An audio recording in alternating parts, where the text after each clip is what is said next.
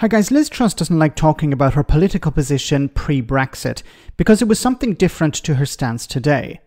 So it was somewhat ironic that it was brought up by the pro-Brexit Spectator when she sat down to conduct an interview with them. Sorry, this is a side issue, but why are we hearing so much about Liz Truss at the moment? Did she resign as an MP? Is she planning to lead the Conservative Party or something? She's given about a dozen interviews to as many outlets for some unknown reason. Anyway, she claimed that Brexit was putting two fingers up to the establishment, but the host pointed out that she is part of the establishment. But we also discovered something shocking about the former Tory leader when it came to leaving the EU. Have a listen. I remember after the Brexit vote, hearing people in my constituency talk about the vote and saying, that was fantastic, we put two fingers up at London. So they weren't just celebrating the fact that we'd left the EU. They also thought it was a strike against the sort of the London bureaucracy or the, London telling them what to do. So it was a general frustration with the way things are and the fact that things seem so hard to change. What we've effectively done on leaving the EU is expose the fact that Whitehall itself is a unresponsive bureaucracy, whereas previously everybody was able to blame it on the EU, and it's certainly true. The EU is an unaccountable bureaucracy, but now the feelings of the Conservative government now stand exposed. Well, basically, if you don't like immigration now, you can't point to the EU and blame that. The only person you can blame for immigration levels, amongst many other things, are now those in power in the Conservative government. So I think the decision to leave the European Union was the right decision. And I'm pleased that decision was made, even though I didn't advocate it. Well, you campaigned against it. Well, I had to decide which side to be on, and there was a combination. Sorry? I had to decide which side to be on? So this fulfills this idea that I've put forward before, that Liz Truss is an empty vessel. She doesn't actually have a position of her own. She does exactly what she's told, or she does exactly as she's advised.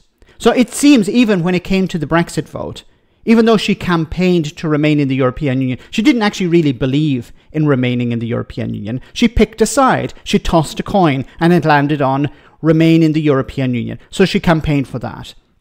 If the coin had landed on the other side, she would have been a Brexiteer. It's whatever way the wind is blowing. This is a bit like Boris Johnson, but I wasn't actually completely convinced that Liz Truss was like this, but now she's just come out and said it. I had to pick a side. I didn't actually believe in anything. I just picked a side. And most of the party were on the Remain side, so I went along with that. This seems to be her position. So what does Liz Truss actually believe? So when she talks about immigration, does she actually believe that? Or is she just regurgitating talking points she's been given by the right-wing think tanks? When she's talking about economics, does she actually believe these things? Or once again, is it just whatever Tufton Street has told me to say? Who wants a prime minister? Who wants a leader who's just an empty vessel? Like, whatever criticisms you have of Boris Johnson, at least he had some positions.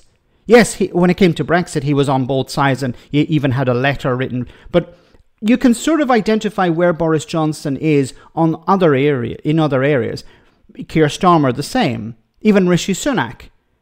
But Liz Truss, complete blank sheet. We have no idea where she stands on anything. She will say stuff, but we don't know ourselves what she actually thinks.